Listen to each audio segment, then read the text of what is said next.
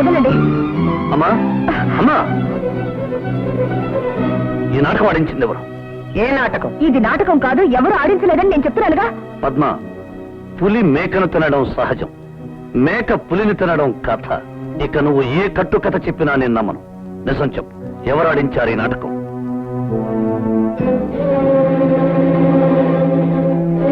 రూపా, తన శక్తి వల్ల సంపాదించుకున్నది సొంతం, ఇతరుల దయాభిక్ష మీద సంపాదించుకున్నది దానం. ఆ దానం హీనం. నాకు తెలిసి ఆ హీనానికి నువ్వు దూరం. నిజం చెప్పు, ఈ 2 రోజుల నుంచి పద్మ ఆడింది నాటకం అవునా కాదా? అవును. ఎవరు ఆడించారు ఈ నాటకం? చెప్పు, నిజం చెప్పు.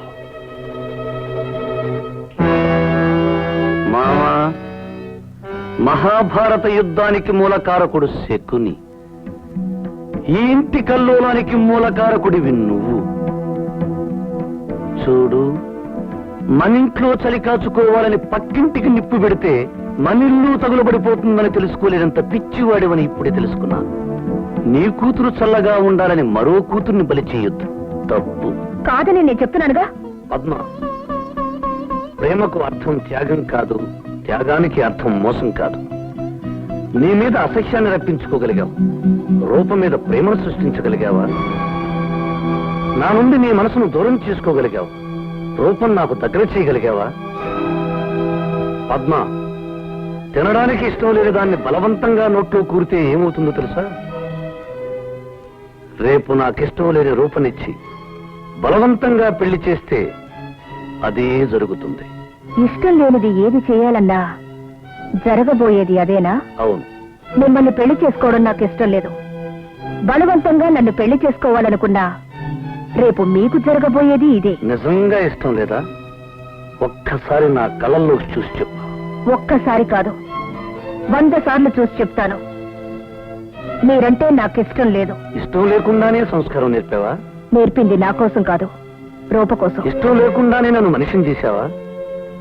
చేసింది నా కోసం కాదు, రూప కోసం. నా కోసం నువ్వేమీ చేయలేదు. నీ మనసులో నాకు అసలు చోటే లేదు. లేదు లేదు లేదు. సరే, నీతో ఒక మాట మాట్లాడాలి. నాతో ఒక్క నిమిషం లోపలికి వస్తావా? ఎన్నాళ్ళు నేను నిన్ను పవిత్రంగా చూసింది నిజం అనుకుంటే ఒక్క నిమిషం నాతో లోపలికి రా.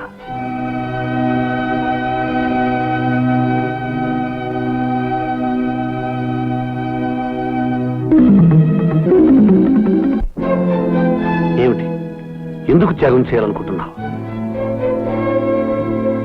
ఇందులో త్యాగమే ఉంది. పద్మ, ఇక్కడ కూడా నాటకం ఆడొద్దు. నువ్వు నన్ను మోసం చేయగలవు, కానీ నీ ఆత్మను మోసం చేసుకోలేవు. ఈ త్యాగం వల్ల నువ్వు సాధించేదేమిటి? రూపం నేను పెళ్లి చేసుకోవడం, అంతేగా? అదే జరిగితే నేను సుఖపడలేను, ఆమెను సుఖపెట్టలేను. నువ్వు నన్ను ప్రేమించావు, నీ మనసులో నేనున్నాను, అది నా మనసుకు తెలుసు.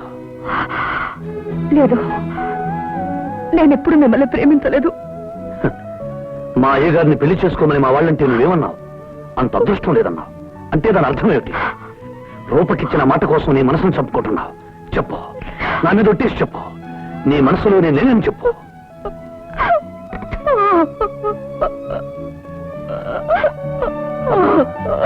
నువ్వు నన్ను ప్రేమిస్తున్నావని చెప్పడానికి నీ గుండెల్లోంచి వచ్చే ఆ కన్నీళ్లే సాక్ష్యం. అందుకే వెంటనే ఈ పెళ్లి జరగాలి, జరిగి తీరాలి.